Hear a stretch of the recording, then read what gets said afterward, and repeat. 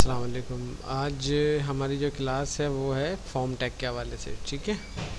अच्छा, new file लेता हूँ मैं यहाँ पे, और HTML में फॉर्म टैग का इस्तेमाल क्यों किया जाता है और हम किस वजह से फॉर्म टैग का इस्तेमाल कर रहे हैं और इसका हमें फ़ायदा क्या है, तो सारी चीज़ें डिस्कस करेंगे। फॉर्म टैग बेसिकली HTML की जो वेबसाइट्स होती हैं स्टैटिक होती हैं बाय नेचर, चेंजेबल नहीं होती। अब ऐसी ऐसी सूरत में क्या होता है कि अगर मुझे डाटा एक पेज से दूसरे पेज में मूव करना है तो मुझे किसी भी वेब डेवलपमेंट या इस टाइप की किसी भी लैंग्वेज पे काम करना पड़ेगा, जैसे जावा स्क्रिप्ट, jQuery, PHP, पाइथन वगैरह वगैरह। तो प्रॉब्लम सिर्फ एक इतनी आती है हमारे पास कि हम फॉर्म से एक फ़ाइल से डाटा दूसरी फाइल में भेजें कैसे। तो उसके लिए सबसे आसान और अच्छा तरीका होता है फॉर्म टैग। फॉर्म टैग में जो आप देखते हुए आ रहे होंगे, जैसे फ़र्ज़ करें कि किसी वेबसाइट पर आप रजिस्टर्ड होते हैं, या फेसबुक की मिसाल ले लें। फेसबुक इसलिए कॉमन है तो इस मिसाल ले लेते हैं। फेसबुक के लॉगिन पेज पे दो फॉर्म होते हैं। एक फॉर्म होता है लॉगिन फॉर्म, जिसमें आप यूज़र नेम और पासवर्ड डाल के लॉगिन करते हैं, और दूसरा होता है उसका आप जो है उसमें sign up form. Sign up form में क्या होता है कि आप अपने आप को रजिस्टर्ड करवाते हैं। अच्छा, यूज़र नेम पासवर्ड में दो ही फील्ड होती हैं। एक फील्ड का डेटा नज़र आता है, पासवर्ड फील्ड का डाटा की जगह स्टैटिक नज़र आता है। ठीक है, वो डिफरेंट फील्ड की जैसे है। उसके अलावा अगर मैं मेन अपना साइन अप फॉर्म में आऊँ तो वहाँ पे ईमेल की फ़ील्ड भी है, टेलीफोन नंबर की फ़ील्ड है, नंबर्स की फ़ील्ड है, यानी मैं डिफरेंट टाइप की फ़ील्ड्स यूज़ कर रहा होता हूँ।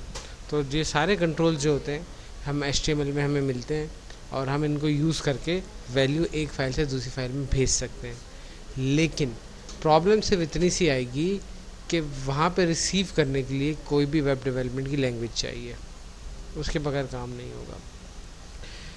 आपके टॉपिक में PHP है, तो PHP में हम फॉर्म से वैल्यू रिसीव भी करना सीखेंगे। ठीक है। सबसे पहले मैं यहाँ पर आऊँगा फाइल में, और मैं यहाँ पे फॉर्म टैग के टैब में आ जाता हूँ। ठीक है। फॉर्म टैग के टैग में ड्रीमर में क्लिक किया मैंने, और यहाँ पे फॉर्म की बाउंड्री ले ली। ठीक है। जब मैं यहाँ पे क्लिक करूँगा तो यहाँ पे एक फॉर्म की बाउंड्री आ गई। जो जितना डाटा इस फील्ड के अंदर डिफ़ाइन किया जाएगा फॉर्म सबमिट करने पे, वो तमाम का तमाम डेटा एक साथ एक मखसूस जगह जहाँ भेजना वहाँ चला जाएगा। ठीक है। उसमें क्या होता है, एक होता है मेथड पोस्ट या गेट। दो मेथड होते हैं इसमें। पहला जो एट्रीब्यूट है इसका वो है मेथड। मेथड में जो है हम अगर पोस्ट मेथड की बात करते हैं तो आपकी इन्फॉर्मेशन एक फ़ाइल से दूसरी फाइल में मूव होती हैं, लेकिन वो किसी को रिवील नहीं होती, डायरेक्ट उस जगह जाके रिसीव होंगी जहाँ उसको चाहिए फंक्शन। वहाँ से आगे दिखाना चाहें तो दिखा सकते हैं, उससे पहले नहीं। गेट मेथड में क्या होता है कि आपकी जो वैल्यूज़ हैं वो URL इंडेक्स, यानी जो आपका जहाँ पे आपका नाम आ रहा होता है पेज का, वो वहाँ पे शो होती हैं, जस्ट लाइक इस जगह। ठीक है। अच्छा, अभी क्योंकि यहाँ पे सर्वर चल रहा है इसका, ड्रीमर का अपना लाइव सर्वर होता है, बेसिकली रन करता है, तो यहाँ पे वो फाइल की वैल्यूज़ नहीं दिखाएगा। मैं यहाँ पे गेट मेथड लेता हूँ। अच्छा, दूसरा काम होता है एक्शन। एक्शन को पहले नंबर पे आप रख सकते हैं, डेटा कहाँ जाना चाहिए। ठीक है। डेटा कहाँ जाना चाहिए, तो यहाँ पे हम HTML की उस फाइल का नाम देंगे जहाँ पे मुझे डेटा भेजना है। लेकिन फ़िलहाल मैं, क्योंकि वेब डेवलपमेंट नहीं पढ़ रहा अभी फ़िलहाल, तो मैं इसी फाइल का नाम दे देता हूँ। नहीं तो मुझे उस फाइल का नाम देना होगा, ये ऑटोमेटिकली रीडायरेक्ट कर देगा उस पेज पे। ठीक है। जैसे हम हाइपर लिंक पे क्लिक करते हैं वैसे ही चले जाते हैं। तीसरा जो एट्रीब्यूट होता है ENC टाइप होता है, encoded type, ENC type. ENC type में क्या होता है, यहाँ पे मैं जो वैल्यू हैं उसके साथ अटैचमेंट भी भेज सकता हूँ। यहाँ पे न्यूमेरिक या ईमेल या जो भी टैक्सेबल वैल्यूज़ थी वही भेज रहा था, लेकिन इसके साथ क्या होता है, ये मेरी वैल्यू को साथ साथ अटैचमेंट भी भेज सकते हैं। फेसबुक के कमेंट बॉक्स में आप पिक्चर भी भेज देते हो और उसमें अटैचमेंट भी भेजते हो, आप काम भी कर रहे हो मुख्तलिफ, तो सारे काम मल्टी पार्ट फॉर्म डेटा की वजह से हो रहे हैं। अब मैं डिज़ाइन मोड में आता हूँ। फील्ड्स डिफरेंट है। अच्छा, मैं यहाँ पे थोड़ा सा स्पेस लेता हूँ इंटर करके। ओके, सबसे पहली फील्ड जो होती है उसे कहते हैं टेक्स्ट फील्ड। ठीक है। मैंने HTML में आपको फॉर्म पढ़ाया है ना, तो इसलिए मैं डायरेक्ट डिज़ाइन कर रहा हूँ। अच्छा, डिज़ाइन करने से फ़ायदा क्या है कि आप डायरेक्ट क्लिक करें वहाँ पे आ जाता है डेटा। अच्छा, यहाँ पे इनपुट टाइप। अच्छा, टाइप अगर टेक्स्ट होगी तो यहाँ पे टेक्स्ट फील्ड होगी। ये जो नाम है इसका, ये नाम प्रोग्रामिंग में कॉल होगा, यानी अगर मैं इसका नाम कर देता हूँ UID, यूज़र ID, तो वहाँ पे जो भी वैल्यू डलेगी वो वैल्यू नहीं होगी, वो एक लिफाफा होगा यूआईडी का, वहाँ चला जाएगा। जैसे किसी कंपनी में अगर जैसे कुरियर कंपनी है, अब कराची के डिफरेंट इलाके हैं भाई, न्यू कराची, नॉर्थ कराची और अपने लालू खेत, अपना गुलशन वगैरह वगैरह। तो क्या हुआ कि भाई जो भी डाक आती है उन्होंने उस एनवेलप उस बॉक्स में रख दिया। फिर शाम में गुलशन वाला बंदा आएगा, अपना बॉक्स निकालेगा, अच्छा 4 डाक हैं, उन्होंने देखा, रूट मेंटेन किया और चला गया। न्यू कराची वाला आया, उसने वो अपना डाटा उठाया। ऐसा पोस्ट ऑफिस में ऐसे ही काम हो रहा होता है। तभी आपको देखेंगे तेज़ तरीन सर्विस मिलती है। अगर सॉर्टेड ही गलत हो जाए तो सर्विस कैसे तेज़ होगी। तो ये जो नाम है, जो बॉक्स है, ये बॉक्स कॉल होगा प्रोग्रामिंग में यूआईडी के नाम से, और जो इसके अंदर वैल्यू जाएगी वो वैल्यू वहाँ ट्रांसफ़र हो जाएगी। मैं अपने नाम, यूज़र नेम, पासवर्ड से लॉगिन होता हूँ तो मैं अपनी पेज सेटिंग पे जाता हूँ, आप लॉगिन होते हैं तो आप अपनी पेज सेटिंग पे जाते हैं। हर बंदा अपनी अपनी सेटिंग्स पे कैसे जाता है उसका तरीका ये है, ठीक है। उसके बाद अब हम आते हैं यहाँ पे, और हमने नेक्स्ट जो लिया अगली फील्ड। अच्छा, इस फील्ड की कुछ हम खासियत पढ़ते हैं, फिर उसके बाद अगली फील्ड पे जाएंगे। यहाँ पे एक तो है इसके साइज़। मैं अगर साइज़ बढ़ा दूँ, साइज़ का एट्रीब्यूट ऐड कर दूँ तो इसका साइज़, डिस्प्ले साइज़ बढ़ जाएगा, ठीक है। जैसे आपके फॉर्म में वैसा, जैसा आपका वेब पेज आप वैसा कर लें। इस पर CSS की फॉर्मेटिंग भी अप्लाई हो जाती है, कर सकते हैं। फिर मैक्स लेंथ क्या होता है, इसके अंदर कितने कैरेक्टर हैं। अच्छा देखिए, इसकी ज़रूरत यूँ पड़ती है, जैसे मैं यहाँ पे आऊँगा और इसको F12 करता हूँ, अभी सेव किया मैंने, मेरे पास फील्ड आ गई 35 पिक्सल की, जैसा बड़ी है, और मैं यहाँ पे लिखता चला जाऊँगा, लिखता जाऊँगा, लिखता जाऊँगा, लिखता जाऊँगा। अबे क्या हो गया यार, वो इंटर का बटन दबे, ये चलता ही चला जा रहा है एंडलेस। अब डेटाबेस जो होती है, जो हमारा डेटा इन्फॉर्मेशन हमारी स्टोर करती है, उसकी एक हद होती है। जो भी इसकी स्पेस आप सेट करो, वो स्पेस से ज़्यादा होगा तो डेटा एरर आ जाएगा, कम होगा तो वो एक्सेप्ट कर लेता है, या उसके बराबर होगा तो भी ले लेगा। यानी मैंने कहा 50 करैक्टर आए डेटाबेस से, तो 50 ही करैक्टर आएंगे, ज़्यादा नहीं आएंगे। अब मैं यहाँ पे आऊँगा, मैं यहाँ पे इसको फिक्स कर देता हूँ। मैक्सिमम लेंथ हो जाएगी 10 करैक्टर। सेव किया मैंने इसको, यहाँ आ गया। अब मैं यहाँ पे लिखता हूँ 0 1 2 3 4 5 6 7 8 9 9, ठीक है। तो यहाँ से लेके यहाँ तक मैंने 10 डिजिट लिख दिए। आप यहाँ पे लिखें, 10 डिजिट से आगे नहीं लिख रहा, मैं टाइप करता जा रहा हूँ लेकिन यहाँ पे कोई काम नहीं हो रहा। तो इसने रिस्ट्रिक्ट कर दी मेरी वैल्यू, जितनी मुझे भेजनी है उतनी ही चाहिए। ज़्यादा भेजेंगे तो फ़ायदा नहीं है, कम भेजेंगे तो फ़ायदा नहीं है, ठीक है। उसके बाद अब हमारे पास अगला जो फंक्शन है वो है हमारा email field. Email field basically email address के लिए होती ये भी टेक्स्ट फील्ड ही है। पहले टेक्स्ट फील्ड ही यूज़ की जाती थी, जावा स्क्रिप्ट की वैलिडेशन लगती थी, लेकिन अब HTML5 में उसकी अपनी वैलिडेशन है। अगर मैं यहाँ पे कुछ लिखता हूँ, एज ईमेल नहीं है, ये नॉर्मल नंबर है ना, सबमिट करूँगा तो वो कहेगा भाई @ इंक्लूड करें, ईमेल एड्रेस में @ होता है। तो अब अगर आप @ इंक्लूड करते हैं तो उसके बाद फिर सबमिट करते हैं तो कहता है कि भाई @ के बाद भी कोई वैल्यू होती है, डॉट तो लगाओ, एटलीस्ट डॉट लगाओ। अब यहाँ पे लिखा डॉट लगा दी। अब सबमिट करें डेटा,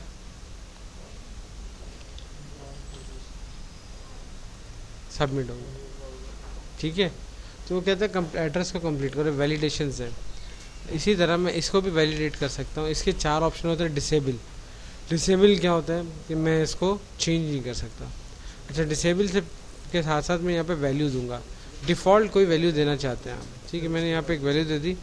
अब देखिए मेरे पास फील्ड है, मैं इस फील्ड की इस वैल्यू को ख़त्म नहीं कर सकता। ऐसी जगह जहाँ इन्फॉर्मेशन भी दिखानी है और आप चाहते हैं लोग चेंज ना करें, मैनिपुलेट हो सकता है डेटा, तो आप डिसेबल कर दो, या फिर आप उसको रीड ऑनली कर दो।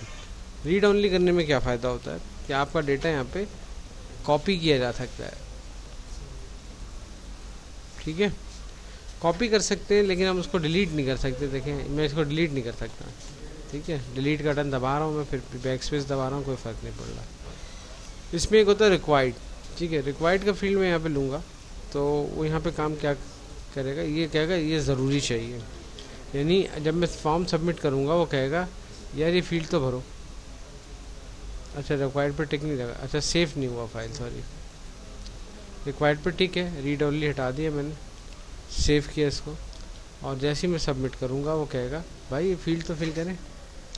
तो वैलिडेशन अपनी फील्ड के हिसाब से आती है, और बाकी क्या है यहाँ पे हमें कुछ भी नहीं मिलेगा। इनपुट टाइप जो है हमारे पास ईमेल, ठीक है।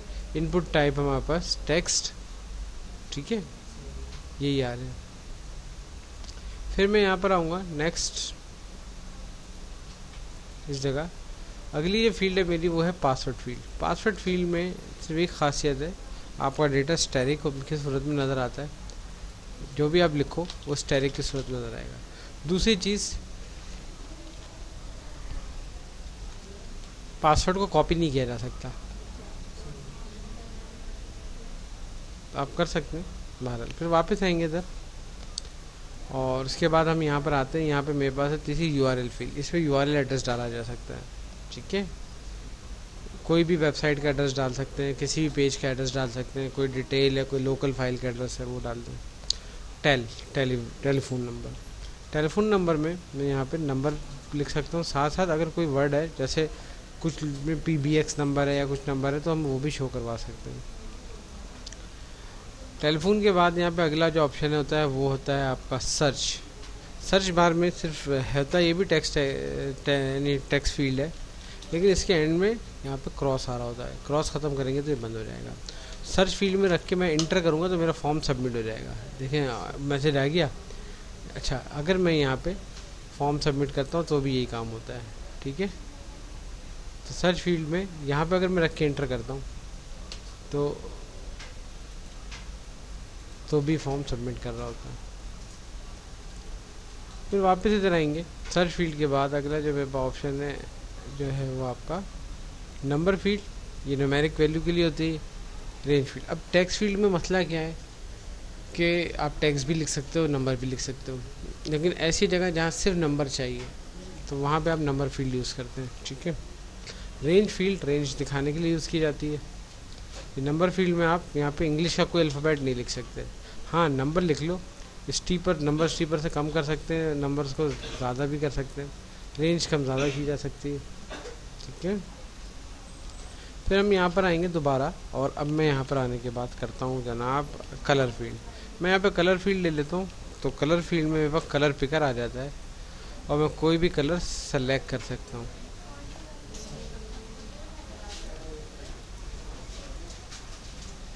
किस तरह का आपको कोड चाहिए वो ले लें और अपनी मर्ज़ी का कलर ले लें। जो भी कलर चाहिए आप उसको ऐड कर सकते हैं। थर्ड, अब आती है यहाँ पे मंथ फील्ड। मंथ फील्ड हमारा मंथ सेलेक्ट करने के लिए यूज़ की जाती है। मैं यहाँ से कोई भी मंथ सेलेक्ट कर सकता हूँ। जब मैं सबमिट करूँगा तो मेरा मंथ नंबर की सूरत में जाएगा। अगर मैं जून सेलेक्ट करूँगा तो 06-2022, तो वो इस तरह से मूव होगा, ऑब्लिक या डैश जो भी यूज़ करेंगे आप।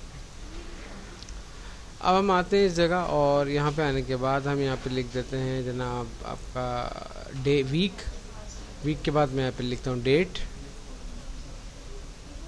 फिर मैं लूँगा टाइम, डेट एंड टाइम दोनों आ गया, सिंपल टाइम। अब देखें अगर कहीं पे आपको वीक चाहिए, वीक पूरे हफ्ते को कहते हैं, मंडे से स्टार्ट होता है, ठीक है, 6 डेज है, यहाँ से लेके स्टार्ट हुआ, Monday Tuesday Wednesday Thursday Sunday तक चलेगा। और वीक नंबर 22 23 वगैरह वगैरह, वीक 22 और नंबर आएगा। डेट, यहाँ पे आप कोई भी डेट सेलेक्ट कर सकते हैं। अगर आपको पीछे की कोई डेट सेलेक्ट करनी है तो आप यहाँ पे बैक जा सकते हैं, ठीक है। मैंने कहा मुझे ये चाहिए डेट, ठीक है, डेट आ गई। डेट का फॉर्मेट है पहले डेट, फिर मंथ, फिर ईयर, सॉरी हाँ पहले मंथ, फिर डेट, फिर ईयर, क्योंकि हमारे सिस्टम की डेट भी ऐसे ही चल रही है। सिस्टम में जो सेटिंग करेंगे वो सेटिंग यहाँ दिखाएगा। डेट एंड टाइम में यहाँ पे नॉर्मल हाथ से डेट टाइम डाला जाता है और ये टाइम में हम यहाँ पे टाइम ले लेंगे, ठीक है। एक ऑप्शन और है इसमें डेट टाइम का, वो है date time local. Date time local पे क्लिक करूँगा, सेव करूँगा और यहाँ पे जब मैं जाऊँगा तो यहाँ पे डेट के साथ साथ मैं टाइम भी लूँगा, यानी मुझे डेट भी चाहिए टाइम भी चाहिए। ऐसी जगह पे ये काम करता है।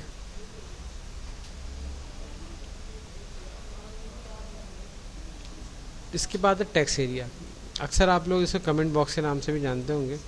मैं इसकी जो है रॉ कर देता हूँ 5, तो रॉ करने से इसकी लाइन हाइट बढ़ जाती है।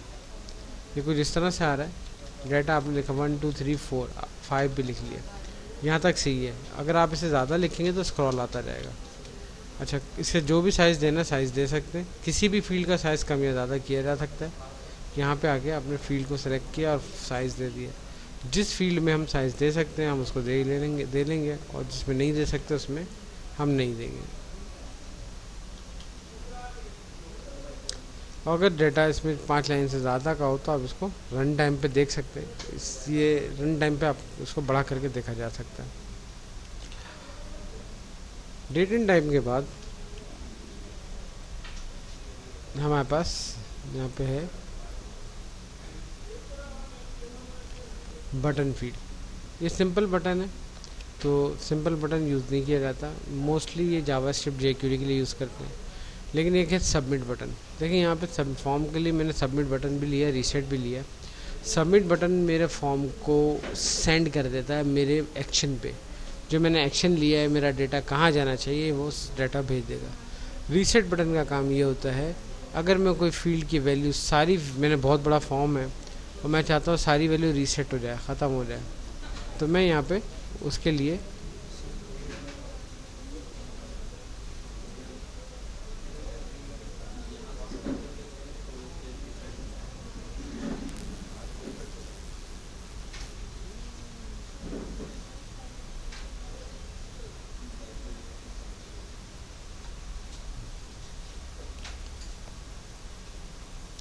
अच्छा मैं रीसेट करूँगा तो ये पूरा का पूरा डाटा रीसेट हो गया।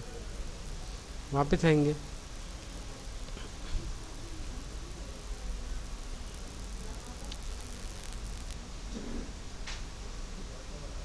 फाइल फील्ड क्या होती है, हमारे सिस्टम से कोई फाइल अपलोड करनी हो तो हम यहाँ से उसको सेलेक्ट करेंगे।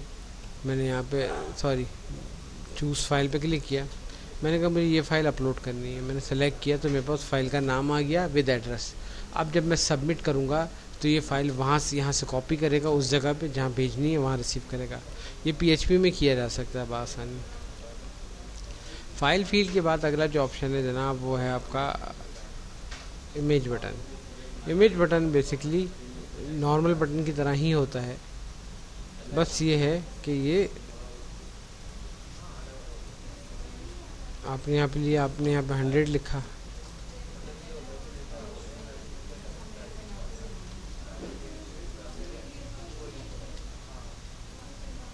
जब मैं इस बटन को क्लिक करूँगा तो यहाँ पे ये फॉर्म सबमिट हो जाएगा। ठीक है,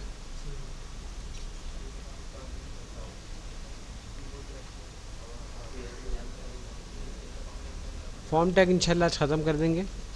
तो अब जो हमारे पास नेक्स्ट ऑप्शन है वो है हमारे पास, इमेज बटन पढ़ लिया हमने, हिडन फील्ड। हिडन फील्ड नज़र नहीं आती। अच्छा, ये फॉर्म की बाउंड्री जो ये ऑरेंज, ये भी नज़र नहीं आ रही आपको। अगर मैं वेब पेज दिखाऊं, ये ड्रीमवीवर के अंदर नज़र आती है, ड्रीमवीवर के अंदर बनाया गया इसको। HF hidden field. Hidden field क्या करती है, अब आपके लिए एक इन्फॉर्मेशन ऐसी है कि आप हर आईडी के साथ उसको चलाना चाहते हैं, लेकिन आप चाहते हैं कि यूज़र उसको चेक नहीं, नज़र ना आए उस यूज़र को, या फिर आप चाहते हैं कि भाई ये हैक ना हो मेरा वेबसाइट, या मेरा डेटा हैक ना हो, मेरा रिकॉर्ड बंदे का डिलीट ना हो, तो आपने उसको छुपा दिया। अब वो आईडी पास तो हो रही है चलने पे, शो नहीं हो रही। तो हिडन फील्ड में वैल्यू का ऑप्शन होता है, यहाँ जो भी नाम देना चाहो दे सकते हो अपनी मर्ज़ी का। यहाँ वैल्यू होती है, जो भी आप वैल्यू दोगे हाँ वो सेफ रह जाएगी।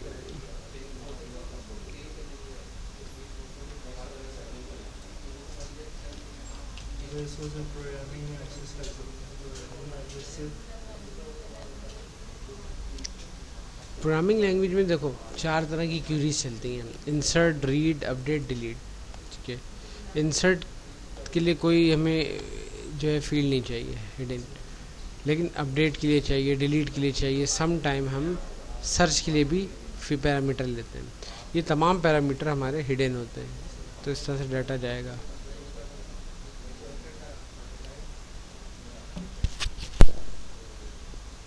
अच्छा तो जनाब अब हम आते हैं इस जगह, और इस जगह आने के बाद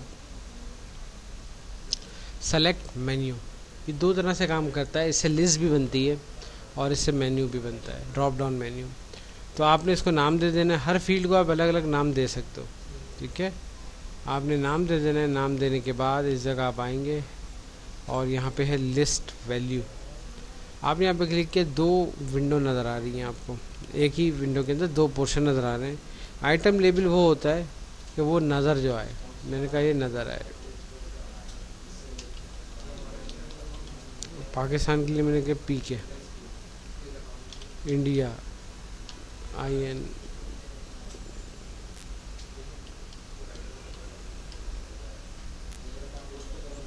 ठीक है।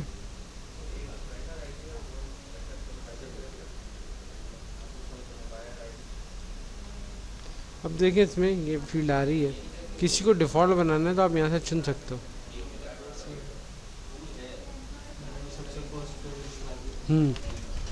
ठीक है, ये चीज़ समझ गए। सेम यही चीज़ लेंगे दोबारा, और अब मैं इसको कर दूंगा, वही सेम काम करते हैं।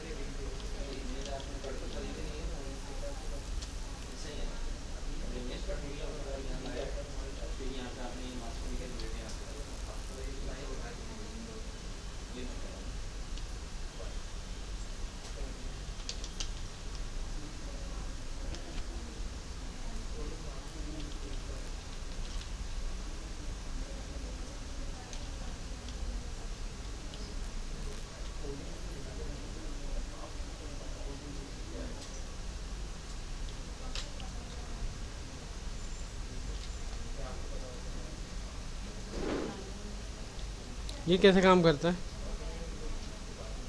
इसको सेलेक्ट करके मैंने इसको साइज़ कर दिया 5, तो ये 5 फीट की लंबाई में आ गया। अब देखिए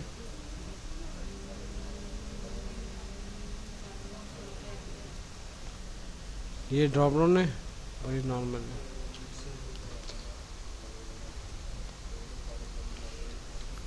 इसके बाद आगे रेडियो बटन है। रेडियो बटन सिंगल ना लें, याद रखें, रेडियो बटन दो ऑप्शन में से एक ऑप्शन चुनने के लिए यूज़ किए जाते हैं। तो मैं यहाँ पे रेडियो बटन लूँगा, ये वाला ग्रुप रेडियो बटन। जैसे मैंने यहाँ पे लिखा मेल,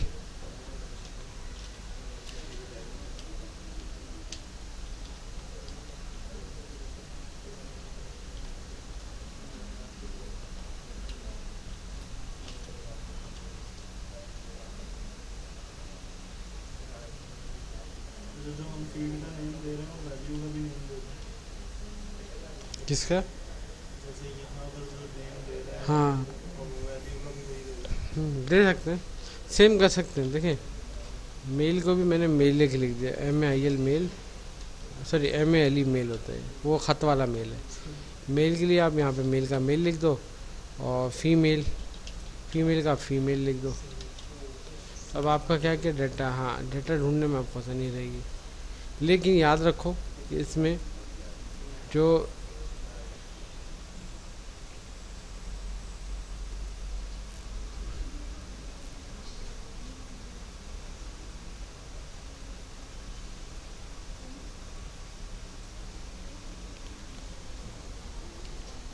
इनपुट टाइप रेडियो, ठीक है, दोनों में एक सिमिलरिटी है, दोनों के नाम एक जैसे हैं, रेडियो ग्रुप 1 रेडियो ग्रुप 1, तो ये इसके लिए बहुत अच्छी चीज़ है। अब हम आते हैं इस जगह, यहाँ पे आने के बाद मैं आखिरी ऑप्शन लूँगा चेक बॉक्स। चेक बॉक्स चाहे सिंगल लें चाहे आप डबल लें, चेक बॉक्स, हर चेक बॉक्स का एक अलग नाम होता है।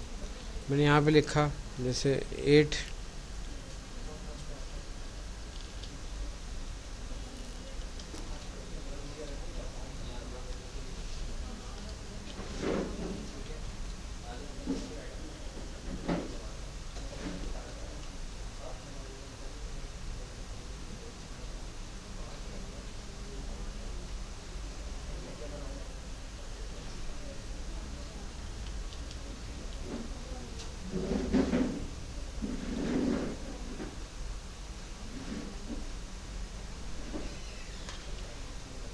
तीसरी फिर ऐसे ही छोड़ देते हैं। अच्छा ये डिस्प्ले टेक्स्ट है, ये बदल सकते हैं।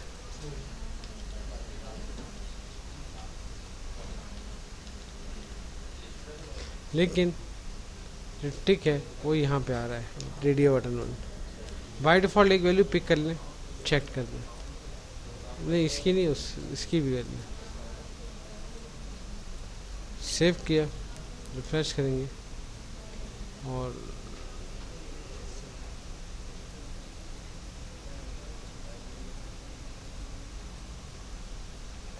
ठीक है। तो फॉर्म टैग यहाँ पे एंड हो गया।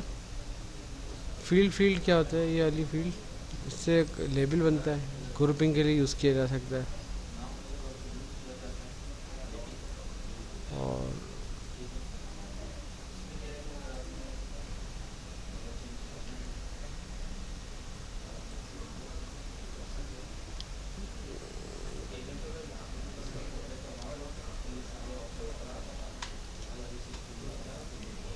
अच्छा फील्ड एक जैसी टाइप के लिए अगर हमें फॉर्म में ले सकते हैं टेक्स्ट फील्ड जितनी लेने चल लेते हैं, ठीक है। ये डाटा इस तरह से आ रहा है और इसमें एक फील्ड होती है, इसकी वो फील्ड ले लेंगे तो यहाँ नाम भी लिखा हुआ आ जाएगा। तो इस तरह से वेब में काम होता है। और इंशाल्लाह आज की क्लास ऑफ करते हैं।